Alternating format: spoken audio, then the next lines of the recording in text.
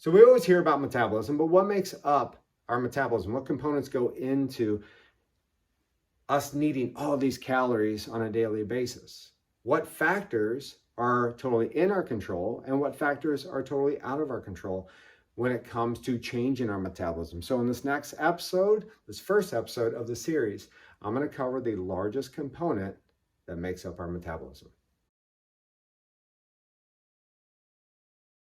So what makes up our metabolism?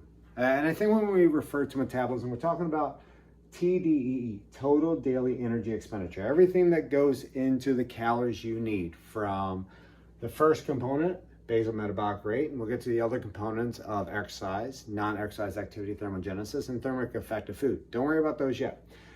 The largest component to our metabolism, or TDEE, is basal metabolic rate, and this makes up about 60 to 75% of the total calories our bodies need throughout the day. And the basal metabolic rate, we've covered this before, is how many calories it takes to maintain blood flow, heart, lungs, brain function at total rest, lying on this floor doing nothing.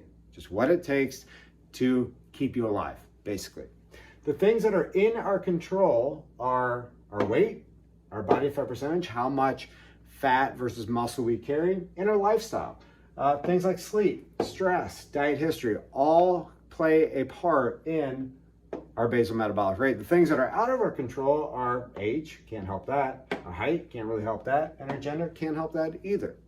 But all these factors make up what goes into our basal metabolic rate. Now, if we want to maintain or actually increase our basal metabolic rate while decreasing our weight, we have to increase our skeletal muscle mass. Skeletal muscle mass is very metabolically active. Per pound of skeletal muscle mass versus a pound of fat, skeletal muscle mass is going to be burning a lot more calories over the same course of time. It's just much more metabolically active. Now, a few things that we need to keep in mind to maintain or increase our basal metabolic rate while we're trying to lose weight, or let's say lose fat, because we want to maintain or actually increase, like I said, our skeletal muscle mass. One, a caloric deficit, yes, but a very slight caloric deficit.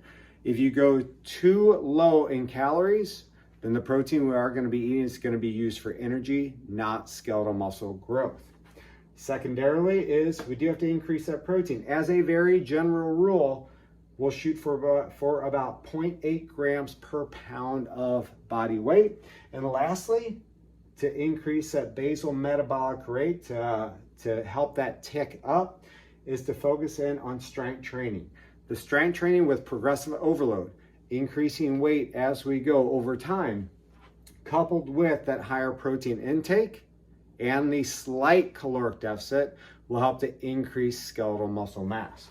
Now, just naturally, if we reduce weight, that will reduce our basal metabolic rate, because that is a factor. Total weight plays a large part in our overall basal metabolic rate. So if we're losing weight, our basal metabolic rate will drop as well, at least a little bit. But one way we can offset this is by increasing that skeletal muscle mass by increasing our protein and progressively overloading our strength training. So until next time, and until next episode, eat with purpose and give your body what it needs when it needs it.